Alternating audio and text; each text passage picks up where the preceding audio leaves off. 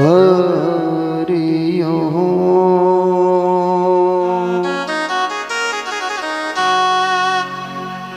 ध्यान मूलम गुरुर्मूर्ति, पूजा मूलम गुरुर्पदम, मंत्र मूलम गुरुर्वाक्यम, मोक्ष मूलम गुरुर्कृपा।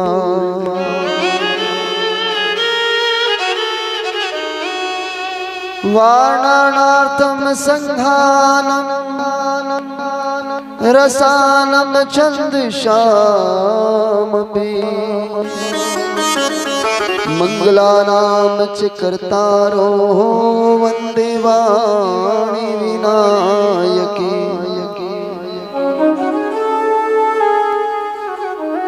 नमस्ते निराकार निर्गुण निरूपम,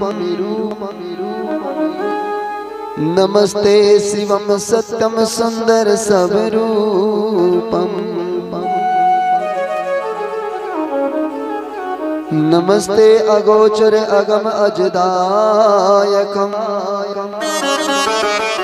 नमस्ते निरंजनम निगम नेति नायकम, नमस्ते महेश्वरी महामोक्षदाता, नमस्ते विभो विश्वव्यापी विधाता, नमस्ते सदा सच्चिदानंद स्वामी, नमस्ते नित्यान्त त्रिलोक स्वामी,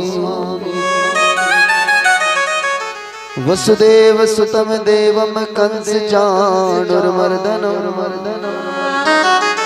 देवकी प्रमनंदिनम कृष्ण वंदे जगद्गुरु।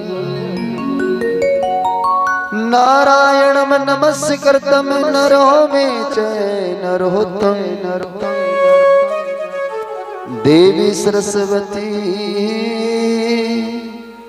व्यासो ततो जयमुद्रिये, व्यासो ततो जयमुद्रिये।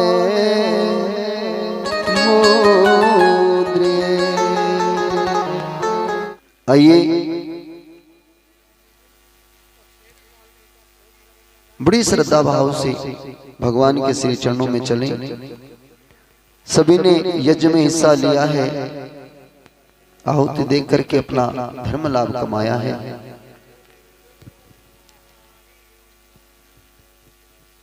भगवान से प्रार्थना करें, हे प्रभु आपके चरण कमल हमें मिले रहे, आपकी शरण में हमारा जीवन गुजर जाए। इसी मंगल भावना के साथ आइए कथा को प्रारंभ करें। ओ श्याम जी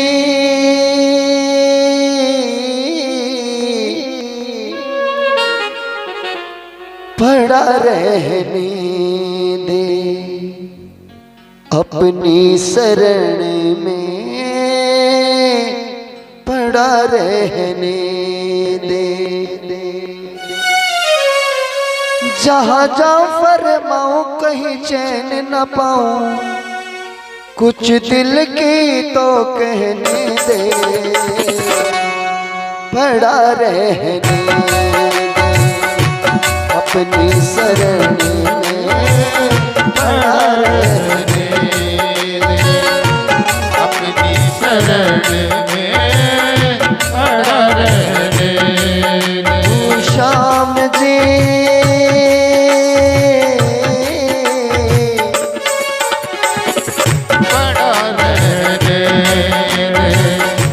अपनी शरण में पड़ा रहने दे।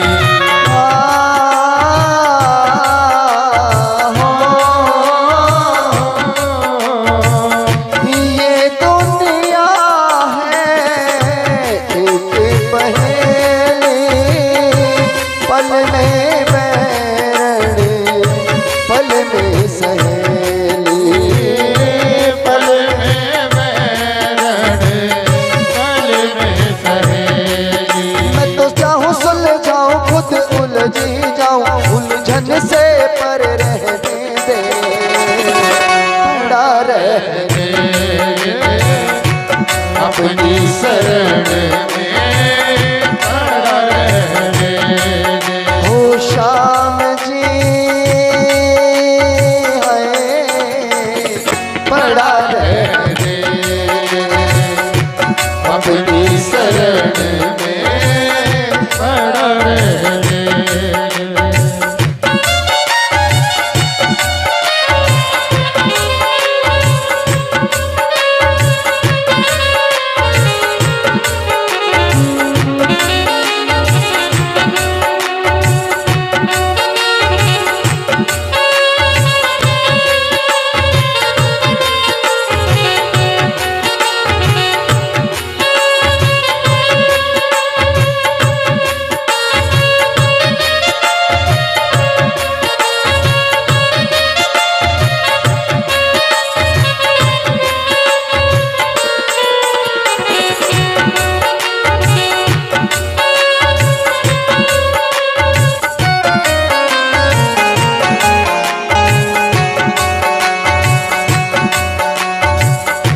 दुनिया के आगे रोया ही रोया, दुनिया के आगे रोया ही रोया, कुछ नहीं पाया खोया ही खोया, कुछ नहीं पाया खोया ही खोया। मेरे आंसू की कदर तब होगी अगर इन चरणों में बहने दे, पड़ा रहने अपनी शरण में पड़ा रहने अपनी शरण में पड़ा रहने दे। अपनी शरण में पड़ा रहने। राधे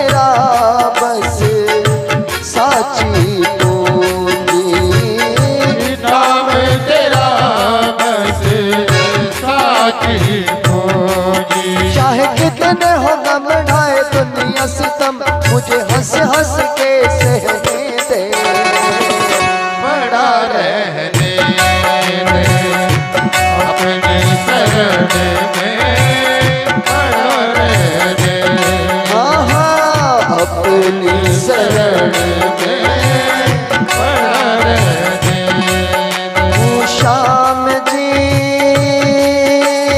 है, पड़ा रहने दे अपनी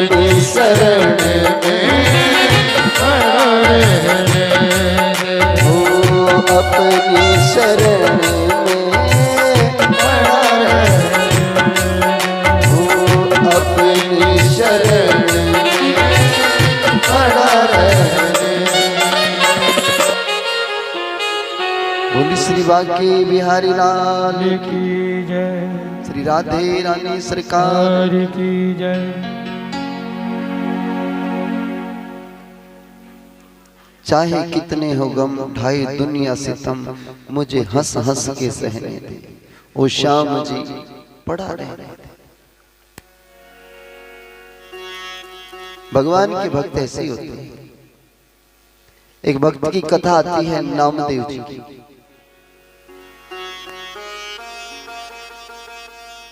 नामदेव जी का रोज का कार्य था सुबह ही नदिया किनारे स्नान करना, पूजा करनी और भगवान के लिए 24 घंटे भजन में रत रहना, भिक्षा याटन करनी, 6 घर से ज्यादा भिक्षा नहीं लेनी, 6 घर से जो मिल जाए उसी में अपना गुजारा। सर्दियों के दिन सुबह सुबह नामदेव स्नान करने नदिया किनारे बैठ गया, फिर ध्यान करने लगा, भगवान की पूजा करने लगा। नगर में घास फूस के झोंपड़े थे, छोटे छोटे बच्चे अग्नि जला करके सेकते जैसे बड़े लोग सेकते। गांव के 10 परिवार के बच्चों ने मिलकर के नामदेव के झोंपड़े के पास बैठ करके सेकना प्रारंभ किया। आग बढ़ती बढ़ती नामदेव के घर तक चली गई। फूस का मकान था, धह धह करके जलने लगा। लोग इकट्ठे हो गए, हे भगवान, महात्मा की कुटिया में आग लग गई, महात्मा के घर में आग लग गई, भाई बुझाओ बुझाओ, कोई पानी डाले, कोई कुछ करे। लोग नदिया से जल भर भर के लेके आए। नामदेव से किसी ने कहा, महाराज आप यहाँ बैठे भजन करें, आपके घर में आग लग गई। नामदेव ने हाथ जोड़े, आज शायद भगवान आग के ही रूप में आए होंगे, आज प्रभु को आग के रूप में आना होगा। मालिक का जो काम है उसने करने दो, मेरा काम भजन करने का, मुझे भजन करने दो। नामदेव नहीं दौड़ा। आपके घर में आग लगे तो आप पूजा पाठ छोड़ करके दौड़ पड़े। आपके तो अगर चूल्हे पे भी थोड़ा सा बिगड़ जाए तो आप भजन पूजन छोड़ के पहले चूल्हा संभाले। पर नामदेव के घर में आग लगी, उसने भजन नहीं छोड़ा, भगवान इसी रूप में आए होंगे। लोगों ने सोचा हमारे बच्चों की वजह से आग लगी है, भाई मेहनत करो, कुछ करो जिससे महाराज का कुछ बच जाए। तो थोड़े से अनाज, थोड़े से आलू सब्जी वो बचा पाए, बाकी सब कपड़ा लत्ता सब जल गया। नामदेव जी आए, सब हाथ जोड़े खड़े, पता नहीं क्या कहेंगे। लोगों के हाथ जल गए, पैर जल गए, शायद उलाहना दे। नामदेव जी आए और आकर के खड़े हो गए हाथ जोड़ करके। लोगों ने कहा, महाराज ये थोड़ा सा बचा पाए बस, वरना सब जल गया। आग जली रही थी, नामदेव ने उठाया सामान और वो भी उसी आग में डाल दिया। जब भगवान खाने आए हैं, तुम क्यों बचा रहे हो? दो भगवान को, बचाएंगे तो वही बचाएंगे, हम क्यों बचाएं? लोगों ने कहा, बड़ा मूर्ख आदमी है, हमने बचाने के चक्कर में अपने हाथ पैर जलवा लिए और इसने फिर वापस आग में डाल दिया। बहिष्कार किया समाज ने, ये ठीक आदमी नहीं, पागल हो गया। आज से अपनी नगरी से कोई इसे अन्न का दाना नहीं देगा, भोजन नहीं देगा। सारा दिन बैठे रहे नामदेव, भगवान को याद करते रहे। सायंकाल हुई, संध्या काल, भजन करते करते ठंड लगने लगी। ठिठुरता रहा नामदेव, भगवान से रहा न गया। गोलोक धाम से भगवान चले। महालक्ष्मी ने कहा, प्रभु कहां जा रहे हो? मेरे भक्त की कुटिया में आग लग गई,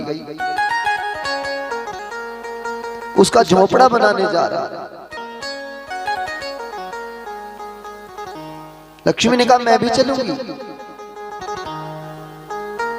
भगवान ने कहा, देखो तुम्हारे बस का नहीं है, गारा पकड़ाना पड़ेगा, ईंटें पकड़ानी पड़ेगी, क्या करोगे तुम? नहीं, मैं भी चलूंगी। ढेठ हो तो चलो। चल पड़े। दोनों ने मजदूर का रूप बनाया, मिस्त्री का रूप बनाया। सुबह सुबह ठिठुरता हुआ नामदेव भजन कर रहा था। उसके पास जाकर के खड़े हो गए, भैया हमने सुना है तुम्हारा घर जल गया। नामदेव, जला तो है, हम बना दे। नामदेव ने कहा बना तो दोगे पर मेरे पास पैसे नहीं है। मिस्त्री बने भगवान कहने लगे पैसे हमें भी नहीं चाहिए। तो बोले रोटी चाहिए 2 वक्त की, हम भूखे हैं, कई दिनों से भोजन ही नहीं मिला। तुम्हारा झोपड़ा बना देंगे भैया, तुम हमें रोटी खिला देना 2-4 दिन। नामदेव ने कहा महाराज खिला तो देता पर गांव वालों ने मेरा बहिष्कार कर दिया, मुझे गांव से रोटी नहीं मिलेगी। लक्ष्मी ने कहा गांव से नहीं मिलेगी तो गुहांड से मांग लाओ, हमारा पेट तो भर दो। नामदेव को लगा कि शायद ये ठीक है, मैं आपके भोजन की तैयारी करता हूं। ठीक है महाराज, आप हमारे भोजन की तैयारी करो और हम आपके मकान की तैयारी करते हैं। नामदेव जी चले भिक्षा मांगने, भोजन कर लेने के लिए। और इधर पति पत्नी दोनों, भगवान श्री कृष्ण लक्ष्मी दोनों मिल करके नामदेव की तैयारी कर रहे हैं। नींव भरी, दीवार चिनने लगे। दोपहर के समय नामदेव आया तो उसने देखा छोटी छोटी सी दीवार हो पाई। बड़े भाव से भगवान ने भोजन पाया, आनंदित हो गए प्रभु। भगत के भाव बड़े निर्मल होते हैं, बड़े आनंदित हो गए। नामदेव बैठ गया। भगवान ने कहा बैठे क्यों हो भगत? बोले और महाराज। बोले जाओ शाम के भोजन की तैयारी करो, भोजन तो हम शाम को भी करेंगे, किसी और गांव से जाओ शाम का भोजन मांग के लाओ। नामदेव बेचारा फिर चला, ठीक है महाराज मैं आपके लिए भोजन की व्यवस्था करता हूं, हम तुम्हारे मकान की व्यवस्था करते हैं, जाओ। नामदेव चला गया और नामदेव के जाते ही भगवान ने झट से पूरा मकान तैयार किया। दोपहर तक जहां सिर्फ दीवारें थोड़ी थोड़ी सी हुई थी, वहां दोपहर के बाद भगवान ने चुटकी बजा करके सब काम कर दिया।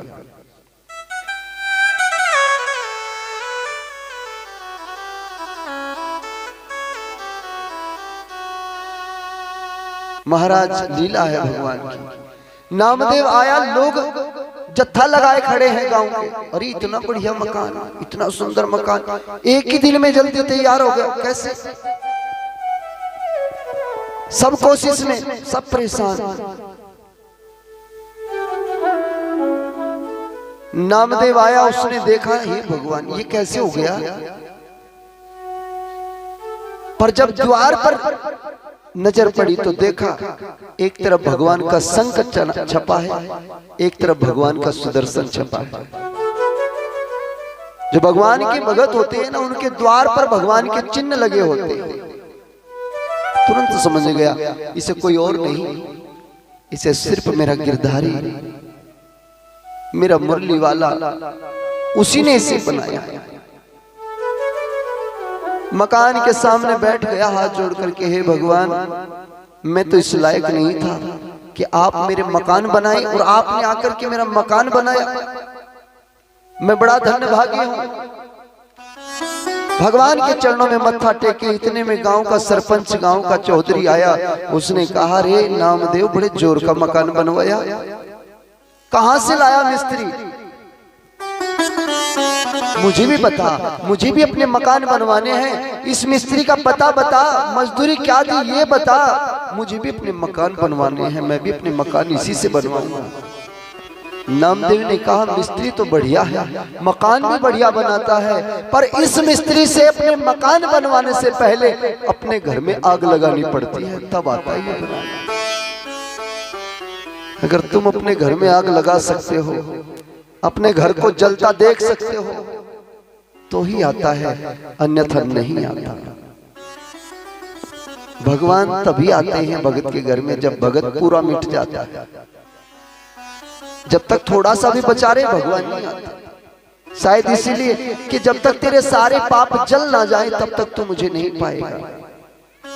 नामदेव भगवान से कहता है कि लबों पे हर घड़ी बाबा तुम्हारा नाम आ जाए, तुम्हारा नाम उस घड़ी पे काम आ जाए। झुका हो शीश सेवक का मेरे तेरे चरणों में मेरे बाबा, उसी वक्त मेरी मौत का पैगाम आ जाए। मेरी शाम जा दिन मेरा अंतिम सफर हो,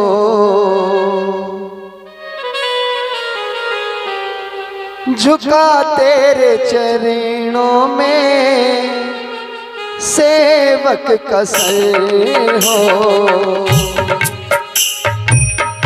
मेरे शाम जा दिन मेरा अंतिम सफर हो, मेरे शाम जा दिन मेरा अंतिम सफर हो। झुका तेरे चरणों में सेवक का सर हो। मेरे शाम जा दिन मेरा अंतिम सफर हो।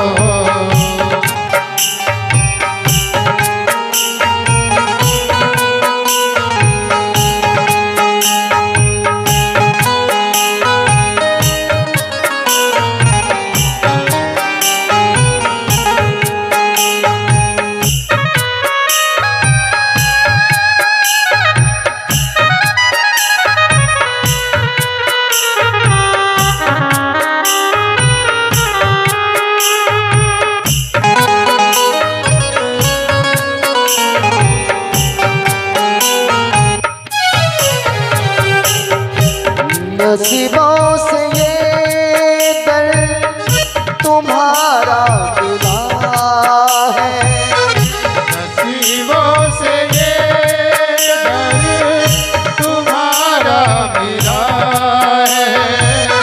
कि तूफान में जैसे किनारा मिला है, कि तूफान में जैसे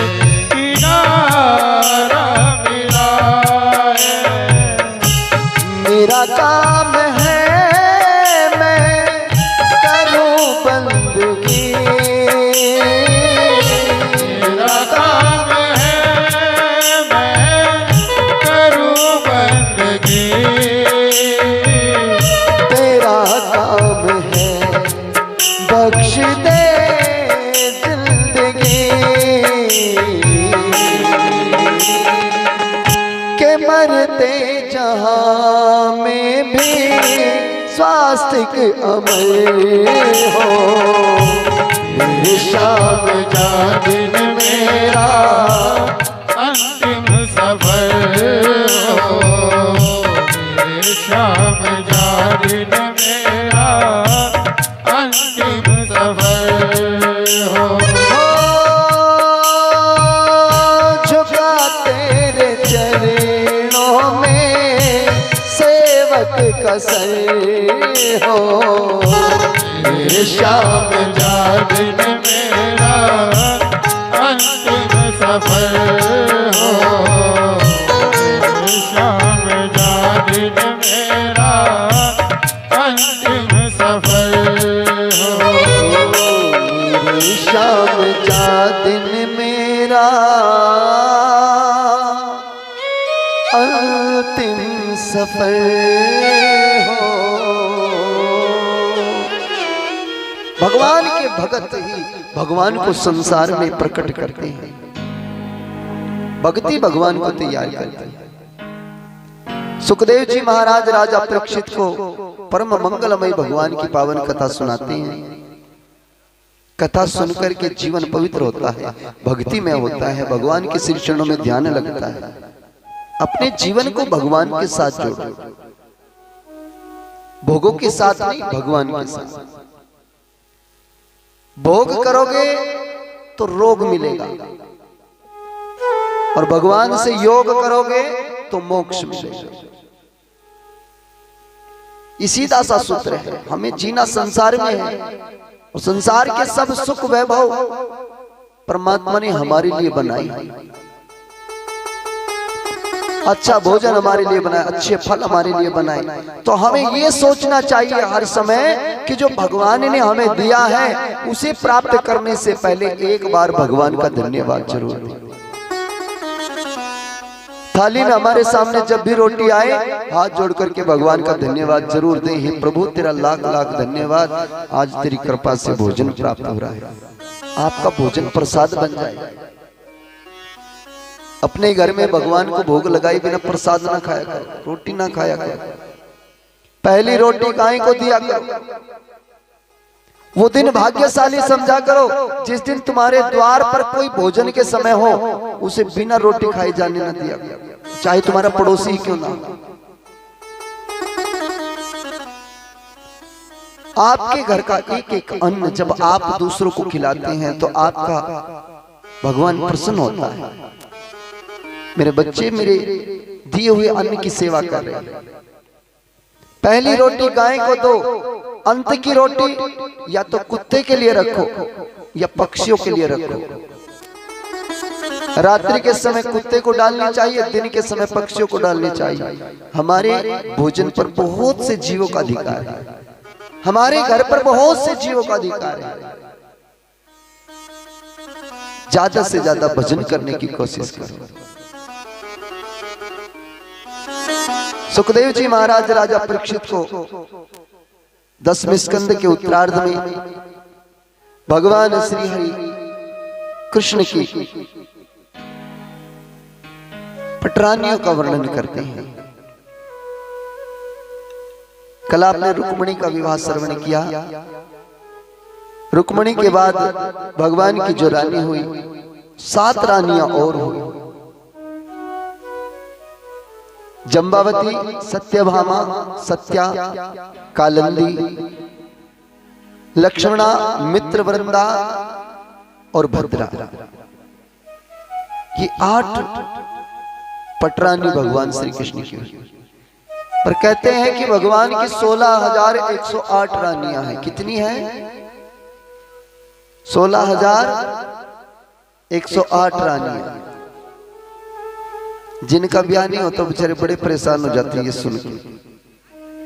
वाह भगवान, तुम 16,108 लिए घूमते, हमारे एक एक भी नहीं।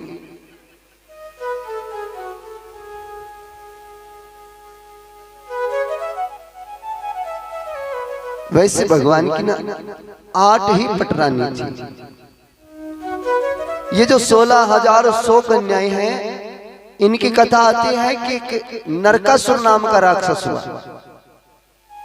वो संसार से जो भी सुंदर कन्या देखता उसी को तंत्र विद्या के माध्यम से चुरा ले जाता,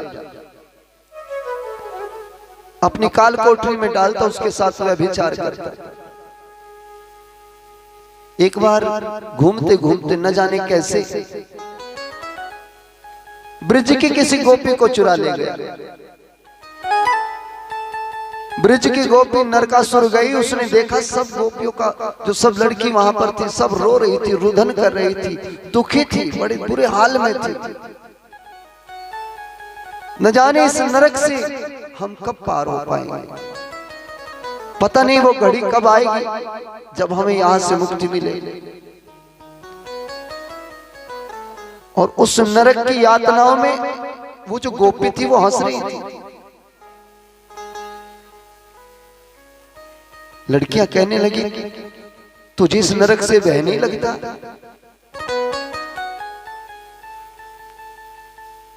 गोपी कहने लगी भय उसको होना चाहिए जिसका संबंध भगवान से नहीं। जिनका रिश्ता भगवान से जुड़ जाता वो निर्भय हो जाते हैं। डर उन्हीं को रहता है जो भगवान से नहीं जुड़े। जो भगवान से दूर बैठे हैं बड़े मजबूर बैठे हैं। जो भगवान से दूर बैठे हैं वो बड़े मजबूर बैठे हैं, और जो भगवान के करीब बैठे हैं बड़े खुश नसीब बैठे हैं।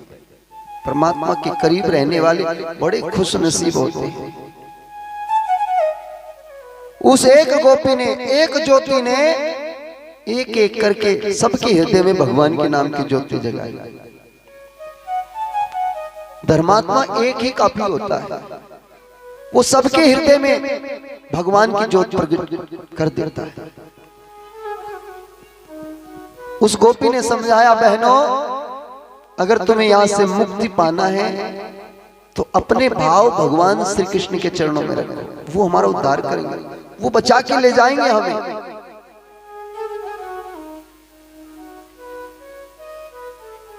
कितनी बार मन में भाव जागता है कि हम भजन करें तो पर पता नहीं भगवान सुन रहा है कि नहीं।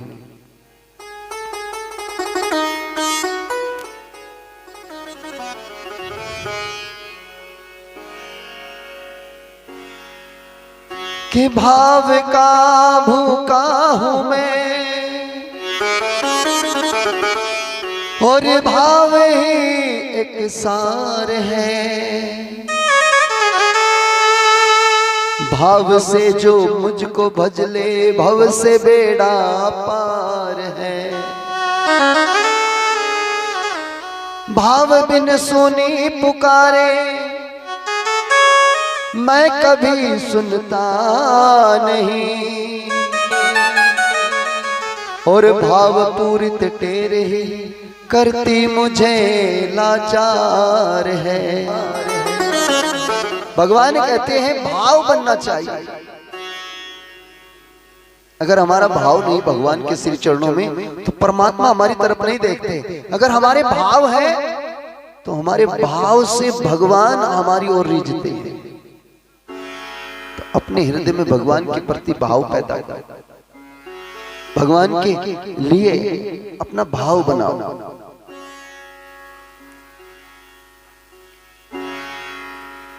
एक महात्मा बड़े सुंदर बात कहते हैं कि भावना की ज्योत को जगा के देख ले, ये बोलती है मूर्ति बुला के देख ले। आपके घर में बैठे भगवान बोलेंगे, पर जब आपका भाव बनेगा तब। और ये कोई एक बार नहीं, 1000 बार कोशिश करके देखो, बोलेंगे। के लाख बार चाहे आजमा के देख ले, लाख बार चाहे आजमा के देख ले, के बोलती है मूर्ति बुला के देख ले, बोलती है मूर्ति बुला के देख ले। भावना की ज्योत को जगा के देख ले, बोलती है मूर्ति बुला के देख ले।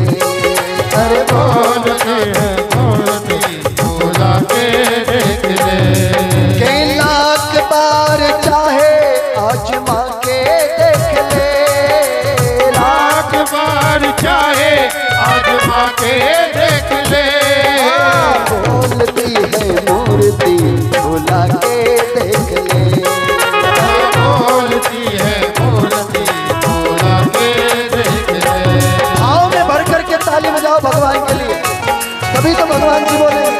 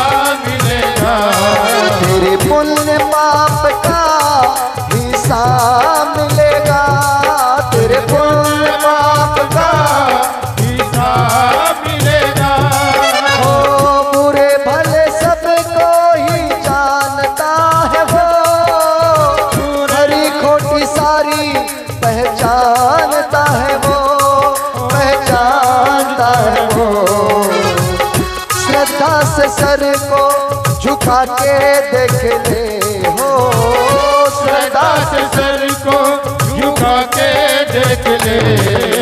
बोलती है मूर्ति बुला के देख ले, अरे बोलती है मूर्ति बुला के देख ले। भावना की जोत को जगा के देख ले, बोलती है मूर्ति बुला के देख ले। अरे बोलती है मूर्ति बुला के देख ले।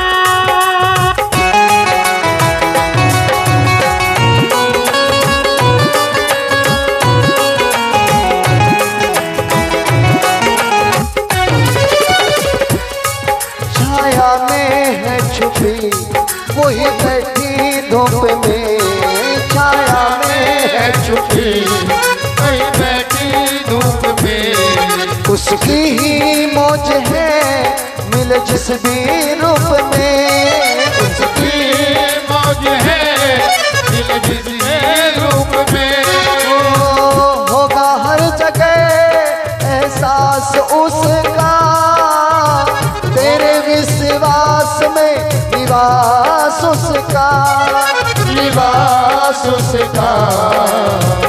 जिस और नजरें घुमा के देख ले हो, जिस और नजरें घुमा के देख ले।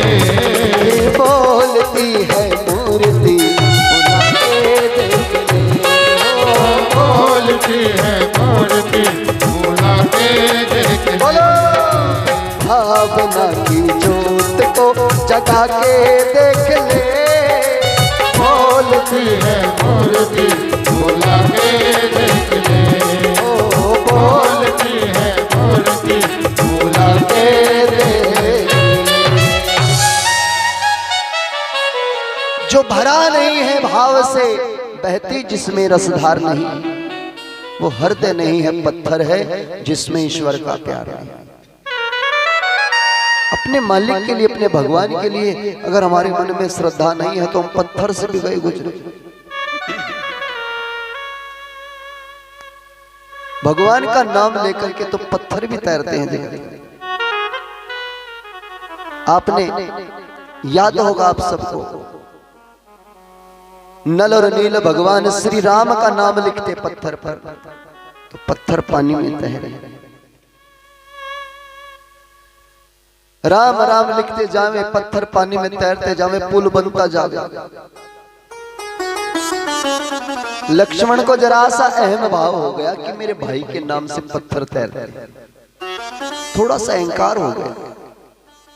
मेरे भाई के नाम से पत्थर तैर रहे हैं। लक्ष्मण का अहम दूर करने के लिए भगवान ने लीला रची। एक पत्थर उठाया, समुद्र में फेंक दिया। जैसे समुद्र में पत्थर फेंका, पत्थर पानी में डूब गया। लक्ष्मण को बड़ा बुरा लगा, ये क्या?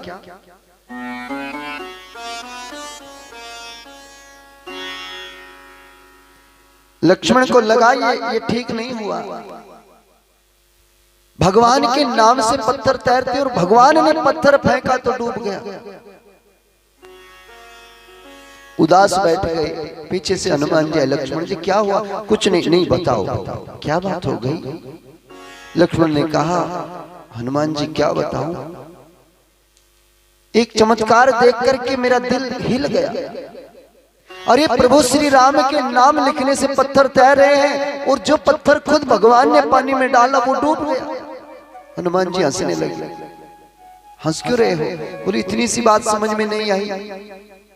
जो संसार में भगवान के नाम को अपने ऊपर छापेगा, अपने हृदय में रखेगा, वो तो संसार में तैरेगा, वो कभी नहीं डूब सकता। जिसके ऊपर भगवान का नाम छप गया वो तैरेगा संसार सागर में। लेकिन जिसे भगवान ही अपने से दूर कर दे उसे कौन तैरा सकता है? जिसको भगवान ने फेंक दिया उसे कोई नहीं तैरा सकता, वो तो डूबेगा ही डूबेगा भैया। इसलिए भगवान के साथ जुड़े रहो, भगवान के नाम के साथ जुड़े रहो, इस संसार सागर में तैरते रहेंगे। बोली बाकी बिहारी लाल की। सारी गोपियां जो कन्याएं वहां पर मौजूद हैं नरकासुर की कैद में, सारी उस गोपी से कहने लगी हमें भगवान की कृपा कैसे मिल सकती है? गोपी ने कहा भगवान की कृपा उसी को मिलती है जो जिस पर राधा रानी रीझती है।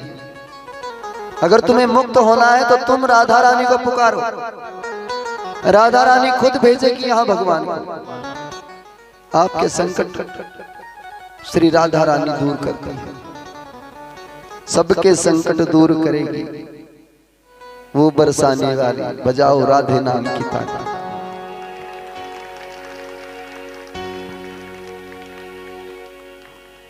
सारी कन्याएं कैद के अंदर ही, जेल के अंदर ही भगवान को बुलाती हैं। कुछ लोग विचार करते रहते हैं अच्छा समय आएगा तो भजन करेंगे। मैं आपसे प्रार्थना करना चाहता हूं अगर बुरा समय भी है भजन तभी शुरू करो, क्योंकि बिना भजन के बुरा समय नहीं टलता।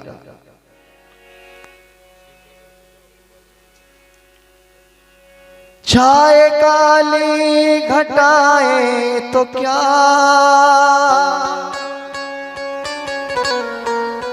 तेरे आंचल के नीचे हूं मैं, के आगे आगे वो चलती मेरे, अपनी श्यामा के पीछे हूं मैं। उसने पकड़ा मेरा हाथ है, तो फिर डरने की क्या बात है। सखी समझाती है सबको कि राधा रानी मेरे साथ है, तो फिर डरने की क्या बात है। राधा रानी को अपना हाथ पकड़ाना है, तेरा हाथ उठा करके ताली बजाएंगे श्रद्धा से।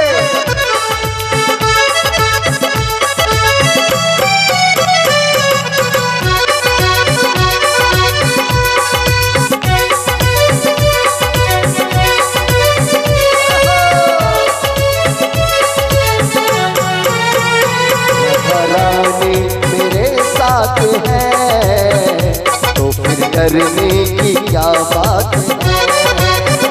राधा रानी मेरे साथ है, तो डरने की क्या बात है। बोलो छाए काली घटाए तो क्या, तेरे आंचल के नीचे हूँ मैं। छाए काली घटाए तो क्या, तेरे आंचल के नीचे हूँ मैं। आगे आगे वो चलती मेरे, अपनी राधा के पीछे हूँ मैं। उसने पकड़ा मेरा हाथ है, मेरी लाडो की क्या बात है।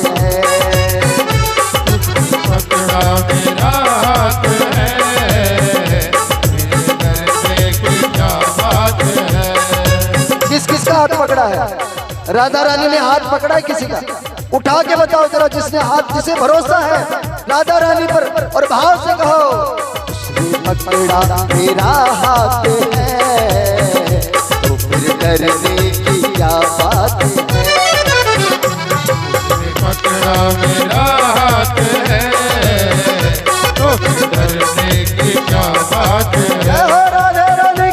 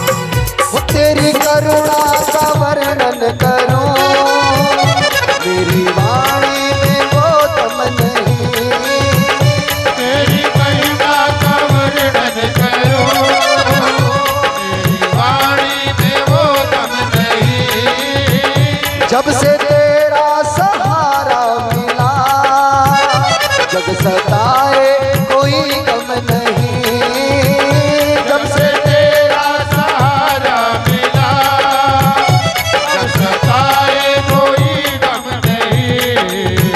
धरती ममता की बरसात है, मेरी राधा की क्या बात है। राधे राधे मेरे साथ है, दर्द की क्या बात है। चाहे काली घटाए तो क्या, तेरी आंचल के नीचे हूँ मैं। चाहे काली घटाए तो क्या, आंचल के नीचे हूँ मैं। वो आगे आगे वो चलती मेरे, अपनी राधा के पीछे हूँ मैं। उसने पकड़ा मेरा हाथ है, तो फिर डरने की क्या बात है। राधे राधे मेरे साथ है, तो फिर डरने की क्या बात है। राधे राधे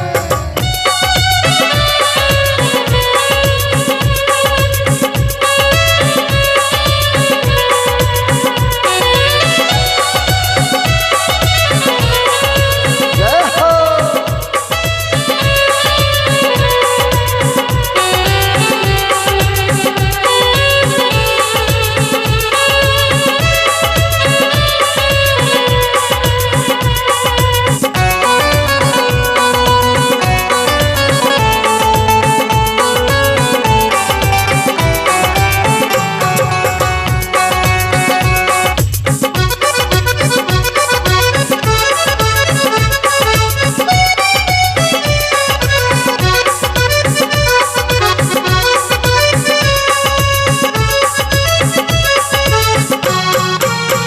एक महात्मा कहता है कि तोड़ दिए मैंने अपनी माला के मन के, तोड़ दिए मैंने अपनी माला के मन के, ये सोच के कि जब वो बेहिसाब दे रहा है तो मैं नाम गिन गिन के क्यों लूं, मैं भी बेहिसाब ही नाम लूंगा।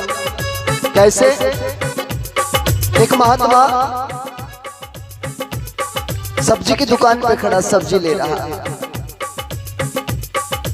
दुकानदार के पास एक औरत आई बेचारी, और उसने सब्जी ली। 1 किलो गोभी दे दो, 1 किलो ये दे दो, 1 किलो वो दे दो। बहुत सा सामान लिया, थैले में डाला और लेके चल दिया। महात्मा ने दुकानदार से कहा, माला जाप कर रही महात्मा जी, हाथ में माला जप रहा है। महात्मा ने दुकानदार से कहा, अरे भाई ये जो बेटी थी तेरी दुकान से सब्जी लेके चली गई, पर हिसाब नहीं कर गई। दुकानदार हंसने लगा, रे महाराज मैं इससे प्यार करता हूं, हम दोनों प्रेम करते हैं, और प्रेम में हिसाब किताब कैसा। इतना सुनते महात्मा को चक्कर आया, धरती पे गिर गया। 4 लोगों ने उठाया, अरे महाराज जी क्या हुआ, क्या हुआ, ऐसे घसा गए आपको। महात्मा ने उस आदमी की ओर देखा, कहा भैया तू बड़ा धन्यभागी है। क्या? तेरा प्यार सच्चा, मेरा प्यार कच्चा। तूने प्यार किया है अपने प्रेमी से, तो उसके लेने देने में कोई हिसाब ही नहीं है। और हम भगवान से प्रेम करते हैं तो एक एक माला का हिसाब रखते हैं। आज कितनी माला की, आज कितनी माला की, कल कितनी की थी। यानी हमारा प्रेम कच्चा, हमारा सच्चा प्रेम नहीं है। अगर सच्चा प्रेम होता तो फिर हिसाब ना होता, क्योंकि जब देने वाला बेहिसाब दे रहा है तो हमें भी भजन बेहिसाब ही करना चाहिए। उसी दिन तो और कहा, क्यों तू भटके यहाँ से वहाँ, इसके आंचल में आ बैठ जा। क्यों तू भटके यहाँ से वहाँ, इसके आंचल में आ बैठ जा। छोड़ दुनिया के नाते सभी, मेरी लाडों से नाता बना। छोड़ दुनिया के नाते सभी, मेरी लाडों से नाता बना। कराती मुलाकात है, राधे रानी की क्या बात है। कराती मुलाकात है, मेरी लाडों की क्या बात है। हाँ, राधे रानी मेरे साथ है, तो फिर डरने की क्या बात है। राधे रानी मेरे साथ है, तो फिर डरने की क्या बात है।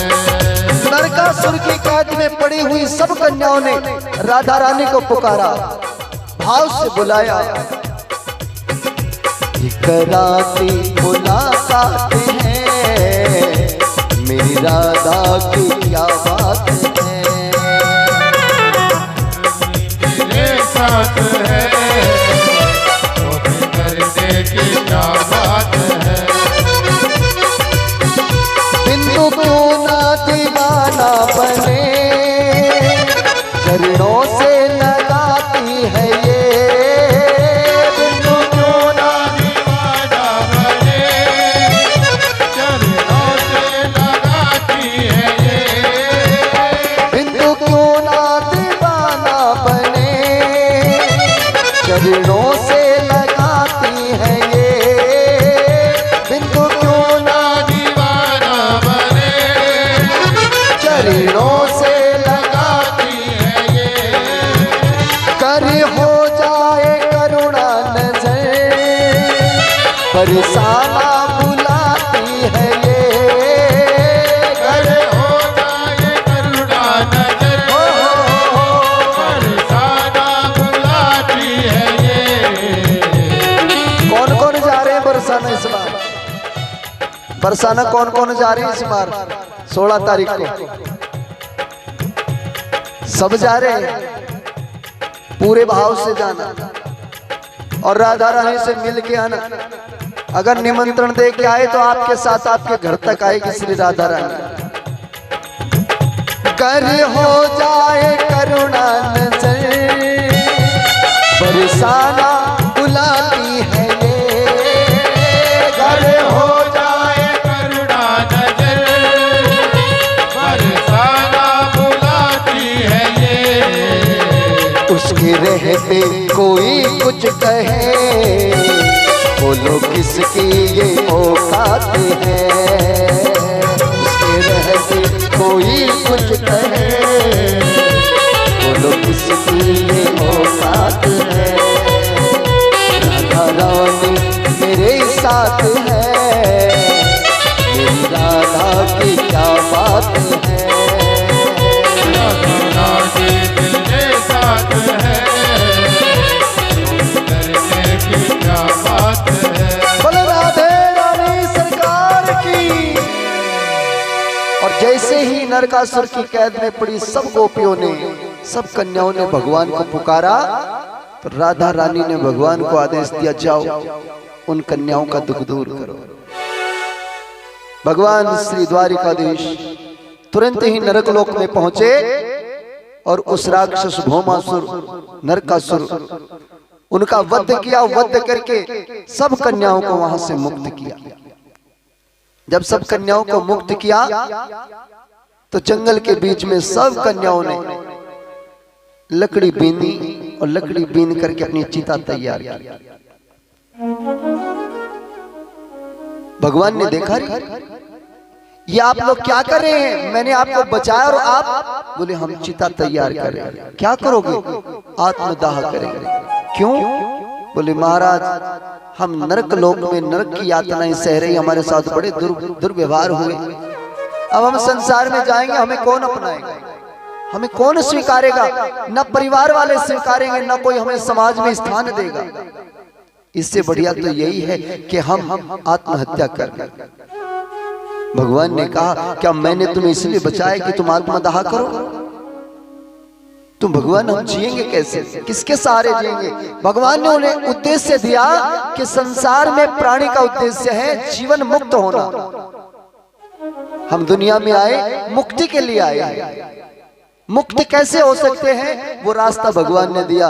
पर वो गोपियां, वो बेचारी कन्याएं कहने लगी महाराज नारी संसार में दो ही जगह सुरक्षित रहती है, या तो पिता के साये में या पति के साये में। अगर हमारे सर पे पिता का साया नहीं है तो पति का साया होना चाहिए, पर पति का भी नहीं है तो फिर हम सुरक्षित नहीं है। भगवान ने कहा घबराओ नहीं, आज से मैं तुम्हारे साथ विवाह करूंगा, आज से मैं तुम्हारा पति बनूंगा, मैं तुम्हारी रक्षा करूंगा, लेकिन तुम यहीं जंगल में घास फूस की पर्णकुटी बनाई और सबको वहीं जंगल में भजन करने के लिए, तप करने के लिए सबको तैयार किया। सब गोपियां, सब कन्या भगवान से ज्ञान प्राप्त करके वहीं उसी जंगल में बड़े श्रद्धा भाव से भगवान का चिंतन करती हुई अपनी आत्मा को परमात्मा में समर्पित करके भगवान की गोलोक धाम की वासी बनी। बोले श्री बांके बिहारी लाल की, श्री कृष्ण भगवान की, वृंदावन बिहारी लाल की। ये ठाकुर जी की अनेक सारी कथाएं ब्रज भूमि में चलती हैं। समय आता है जब सुखदेव जी महाराज राजा परीक्षित को दिशा देते हैं, भैया अब आप सावधान हो जाओ, 7वां दिन है आज तक्षक नाग डसने वाला है। राजा परीक्षित ने कहा, महाराज मैं आपके द्वारा दिए हुए ज्ञान से इतना पवित्र हो चुका हूं कि अब मुझे मृत्यु का भय नहीं। तक्षक नाग हमें 7 ही दिन में डसता है, आप लोग भी 7 दिन में मरने वाले हो, तैयारी कर रहे।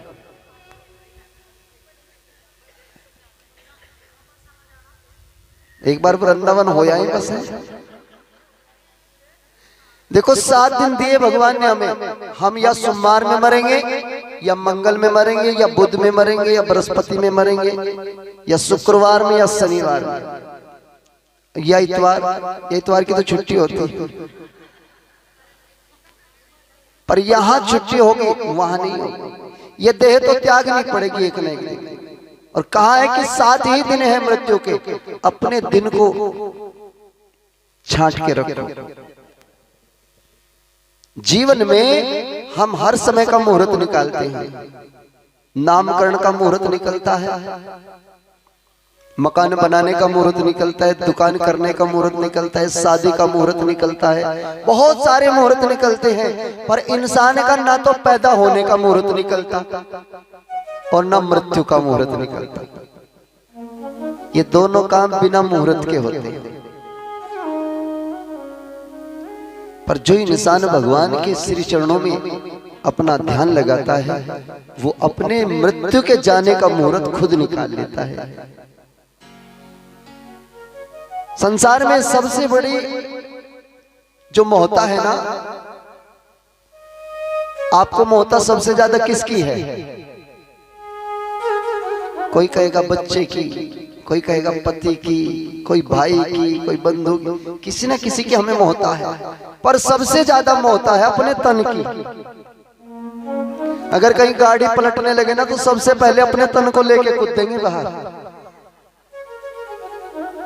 घर में आग लगे तो पहले खुद बचेंगे, बाद में दूसरों को बचाएंगे।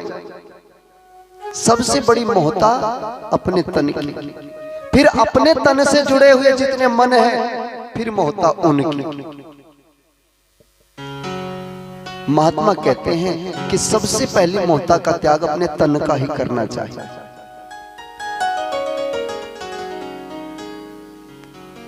ये कोई एक शरीर नहीं है जिसे आप देख रहे हैं, हमारे अंदर ऐसे ऐसे 7 शरीर हैं। आप इस एक को ही देखते रहते हो बस। जरा इससे आगे भी बढ़ो, छठे शरीर को भी देखो। जो इंसान छठे शरीर तक पहुंच जाता है वो मृत्यु के भय से मुक्त हो जाता है। जो इंसान 5वें शरीर तक पहुंचता है वो इंसान आवागमन के चक्कर से मुक्त हो जाता है, पर किसी देव स्थान में ठहरता है। जो इंसान चौथे और तीसरे शरीर पर रहता है वो कहीं भी बैठा हुआ कहीं की बात बता देता है। ऐसे बहुत से महात्मा आपको मिलेंगे जो अपने स्थान पर बैठे बैठे बता देंगे फला आदमी आ रहा है, तुम्हारे घर में ऐसी ऐसी व्यवस्था हो रही है, और चौथे शरीर पर टिका हुआ है। पर 3 शरीर जो बाध्य के हैं उनमें वाणी नहीं है, वो निर्वाण का क्षेत्र है। साधना करोगे तो पाओगे, भजन करोगे तो पाओगे। इस शरीर के अंदर बहुत से रहस्य छिपे हुए हैं। हमारा शरीर बहुत रहस्यमय है। आप कभी कभी आप देखोगे, आपकी कभी कभी पलक झपकती है, कभी कभी आपका हाथ हिलता है, वो संकेत है किसी न किसी उद्देश्य के, किसी न किसी क्षेत्र के। कभी दाईं पलक झपकती है तो कभी बाईं झपकती है, एक तरफ की झपकती है तो उससे लड़ने का संकेत मिलता है, लड़ाई हो सकती है। आज हमें ध्यान रखना चाहिए अपना। सुबह जब आप उठते हो तो उठते ही आपकी जो भी नासिका चल रही है, चंद्र नाड़ी या सूर्य नाड़ी, वही चरण धरती पर रख के चलना चाहिए। जब आप किसी शुभ कार्य के लिए जाते हैं, कोई अच्छा काम करने जा रहे हो, कोई आप कोई चीज मोल लेने जा रहे हैं, कोई दुकान लेनी है, कोई जमीन लेनी है, कोई भी कार्य आपको करना हो, तो कृपा करके अपनी श्वासों का ध्यान करें। मेरी नाक से कौन सी श्वास ज्यादा चल रही है? सज्जी के खब्बी, अगर खब्बी चल रही है तो ना जाओ, रुक जाओ, थोड़ी देर ठहरो। जब सज्जी श्वास चले तो सज्जा ही कदम घर से बाहर निकालो, आपका काम बनेगा, कभी बिगड़ नहीं सकता। हाँ, एक बात और भी है, अगर कहीं आपको लड़ने जाना हो, किसी के साथ लड़ने जाना हो, तो अपनी श्वास को चेक करें। अगर खब्बी चल रही है तो तुरंत चलो, विजय श्री को प्राप्त होगे। सज्जी में जाओगे तो हारोगे, क्योंकि सज्जी में जाओगे तो नम्रता रहेगी तुम्हारे अंदर, तुम जाते ही हार जाओगे। यही सार है। पति पत्नी की अगर सज्जी श्वास चल रही है और वो दोनों अपना संग करें तो उनके घर में बेटा पैदा होता है। अगर पत्नी की खब्बी श्वास चल रही है, पति की सज्जी चल रही है, तो उनके घर में बेटी पैदा होती है। संसार में परमात्मा ने हमें दिशा दी, हमें रास्ते दिए हैं अपने जीवन को शुद्ध करने के लिए, अपने जीवन को सही करने के लिए। पर सही सत्संग मिलेगा तो तभी आपको ये ज्ञान प्राप्त होगा। सुख तो हमारे घर के अंदर ही है। हमारा घर कौन सा? ये शरीर। इसी के अंदर सारा सुख भरा पड़ा है, इसी के अंदर सब आनंद है, इसी के अंदर सब संतोष है, और इसी के अंदर बेचैनी है। बेचैनी कहीं बाहर से नहीं आती, हमारे भीतर ही बेचैनी भरी पड़ी है। और अपने भीतर की बेचैनी को हम ही शांत कर सकते हैं, कोई बाहर से शांत नहीं कर सकता। बाहर वाले तो और बेचैन तो कर सकते और दुख तो दे सकते हैं, पर शांति नहीं दे सकते। शांति हमें भीतर खुद ही प्राप्त करनी पड़ेगी, और वो हमारे भजन से होगी, हमारे स्वयं के अनुभव से होगी। जब हम स्वयं अनुभव करेंगे, स्वयं कोशिश करेंगे, तो हमें स्वयं ही सब कुछ प्राप्त होगा। सुखदेव जी कहते हैं, हे राजा परीक्षित, आज 7वां दिन तुम्हारे नजदीक आ रहा है, तुम्हारा मृत्यु का समय आ रहा है, अपनी मृत्यु की तैयारी करो। राजा परीक्षित तुरंत अपनी देह का त्याग करते हैं और गुरुदेव के श्री चरणों में बैठ करके गुरु जी का धन्यवाद देते हैं। हे गुरुदेव, आपकी कृपा दृष्टि से आज मुझे इस मुक्ति का एहसास मिला है। गुरु कृपा करता है जीवन में तो हमारा जीवन पवित्र होता है। सतगुरु की कृपा मिलती है, हमारे सब सुख दुख परमात्मा की शरणागति में जाते हैं। गुरु चरणों में बैठ करके मत्था टेका और उधर से तक्षक नाग चला राजा परीक्षित को डंस मारने के लिए। पर राजा परीक्षित के एक मित्र हैं धनवंतरी वैद्य, वो भी चले हैं। रास्ते में दोनों की भेंट हो गई। तक्षक ने देखा धनवंतरी जा रहा है। महाराज आप कहां जा रहे हो? धनवंतरी ने कहा कोई नाग है तक्षक जो राजा परीक्षित को डंस मारने जा रहा है, मैं उसे बचाने जा रहा हूं, क्या आप बचा सकते हो? क्यों नहीं, भगवान बचाएंगे। तक्षक ने कहा महाराज मैं ही हूं वो नाग, मेरे जहर का मुकाबला नहीं है। धनवंतरी ने कहा दिखाओ अपना जहर, कितना जहर है तुम्हें। तो तक्षक ने एक पेड़ पर डंस मारा, पूरा पेड़ जड़ से लेकर फूंक तक काला हो गया। धनवंतरी वैद्य ने भी हरि नारायण का नाम लिया और पेड़ को जड़ से लेकर फूंक तक एक ही दृष्टि से देखा, पेड़ पुनः हरा भरा हो गया। बोली वाक्य बिहारी लाल की। अब तक्षक दौड़ा, इसकी दृष्टि में अमृत है, ये तो बचा लेगा और संत का आशीर्वाद खंडित हो जाएगा, क्या किया जाए। दौड़े दौड़े चले जा रहे, सोचते तो तक्षक नाग एक सोने की छड़ी बन गया। पीछे से जब धनवंतरी आया, उसने देखा सड़क पर सोने की छड़ी पड़ी है, लालच मन में आ गया, छड़ी उठाई, छड़ी लेके चल दिया। पर वो छड़ी नहीं थी, वो नाग था।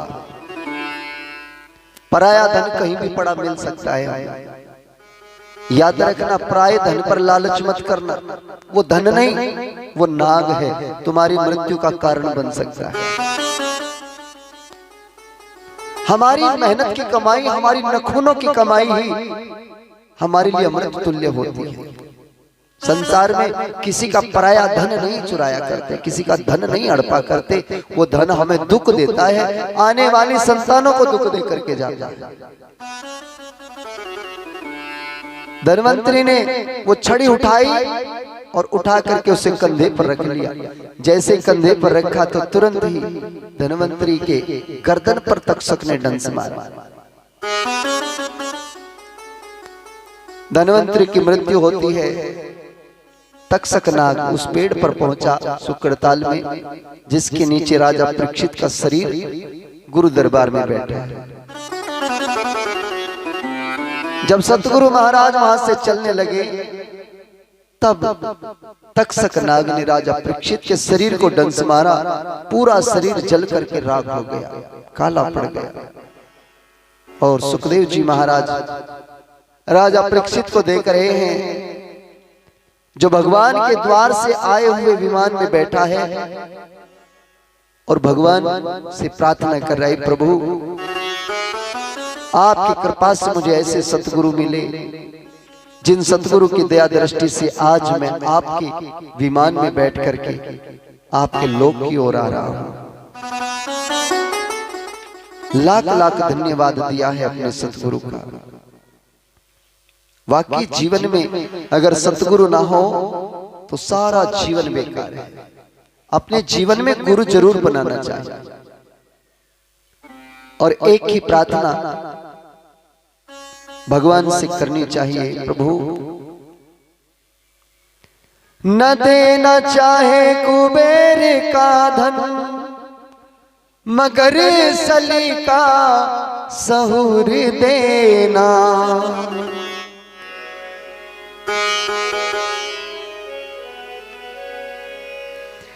न देना चाहे कुबेर का धन, मगर सलीका सहूर देना। उठा के सर जी सकूं जहां में, बस इतनी इज्जत जरूर देना। भगवान से कुछ मांगना है तो ये चीज मांगो भगवान से, और भाव से कहो,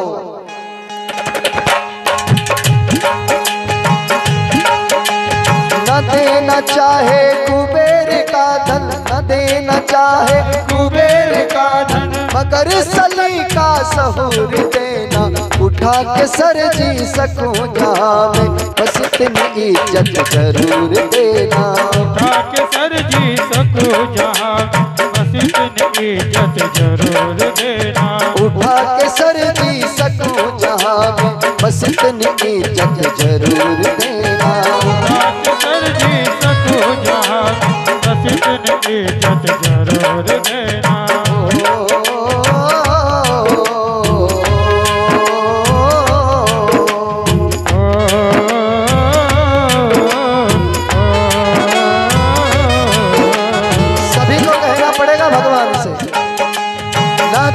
चाहे कुबेर का धन, न देना चाहे कुबेर का धन, मगर सलीका सुहूर देना, उठा के सर जी सकूं जहां में, बस इतनी इज्जत जरूर देना।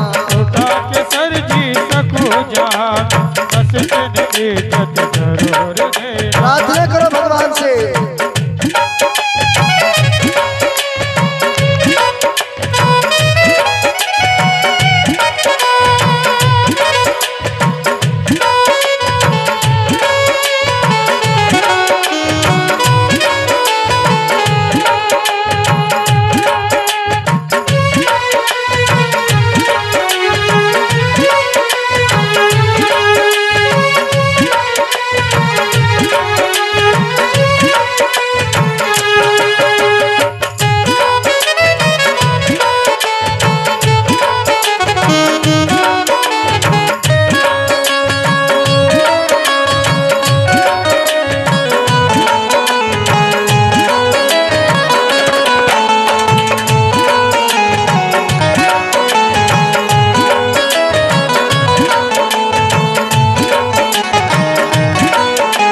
न बैर कोई न कोई नफरत,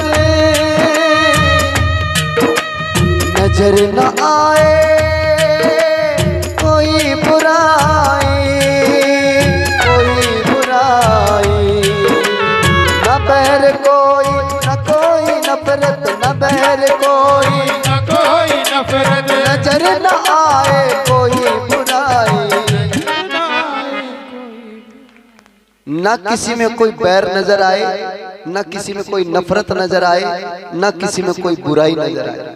क्योंकि बुरा जो देखन मैं चला, बुरा ना पाया कोई, और जो तने देखा आपना तो मुझसे बुरा ना। तो क्या नजर आए? हर एक दिल में तू दे दिखाई, मेरी नजर को वो नूर देना। एक दिल में तू दे दिखाई, मेरी नजर को नूर देना। न देना चाहे कुबेर का धन, मगर सलीका सुहूर देना, उठा के सर जी सकूं जहां, बस इतनी इज्जत जरूर देना। उठा के सर जी सकूं जहां, बस इतनी इज्जत जरूर देना।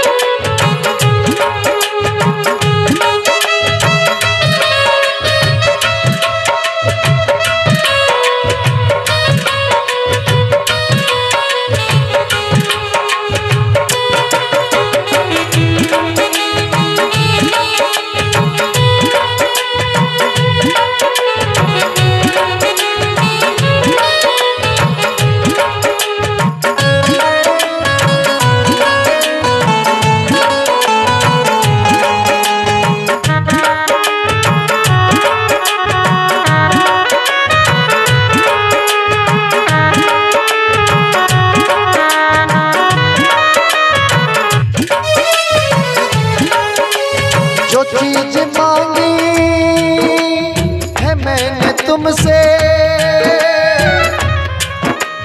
वो चीज मुझको जरूर देना, जरूर देना। जो चीज मांगी है मैंने तुमसे, वो चीज मुझको जरूर देना। जो चीज मांगी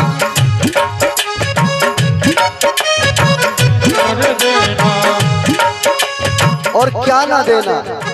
भक्त कहता है प्रभु मिले जमाने की सारी खुशियां, संसार में जितनी खुशियां होती हो वो सारी मुझे मिले, पर क्या ना मिले, मगर न मुझको गरूर देना। हे भगवान मुझे सब मिले, गाड़ी घोड़ा बंगला सब मिले, पर उनका अहंकार ना मिले। इसी भावना के साथ आइए कथा को तो विराम देते हैं। समय हुआ जा रहा है, आरती का 12 बज चुके हैं। भगवान जी को भोग लगाएंगे बड़े श्रद्धा भाव से, प्रेम से।